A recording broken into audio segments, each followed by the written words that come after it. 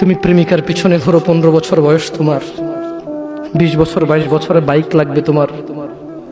তোমার বাবা বিয়ে করা সত্ত্বেও সে তার যৌবন কাটাতে পারেনি তার বউয়ের সাথে, মানে তোমার মায়ের সাথে, তোমার জামা কাপড়ের ব্যবস্থার জন্য। তুমি বুঝো যুবক, তোমার বাবার বয়স এখন 40, সে তোমার মার কাছে আসলে আর অনুভূতি নেই, তার শক্তি কমে গেছে। তুমি বুঝবা না যুবক, 15 বছর বয়সে তুমি যত উত্তেজিত, তোমার বাবা 30 বছর বয়সে এরকম ছিল, সে আসতে পারেনি। তুমি পড়বা বলে, তোমার স্কুলের ফি লাগবে বলে, that much he loves you. তোমার বাবা তোমাকে এত ভালোবাসে। জি, তোমার এই খারাপ বাবাটা যে তোমাকে বাইক নিয়ে দেয়নি, তুমি নষ্টামি করো, মেয়েদের পেছনে করো, মোবাইল রিচার্জ করে দাও মেয়েদের, তোমাকে যে ডেলি 500 টাকা করে দিতে পারে না।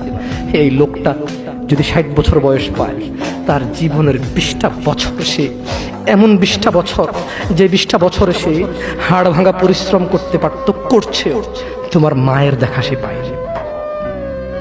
এমন মূল্যবান যৌবন 20টা বছর দিয়েছে, 50 বছর বয়সে দেশে আসছে। তুমি বিয়ে করে বউ নিয়ে আলাদা থাকো, তুমি বিয়ে করে শ্বশুর বাড়িতে যাও। তোমার বাবা দেশে তো আসছে, তার যৌবন আর নেই, তার ওই সুখ স্বাচ্ছন্দ্য আর নেই।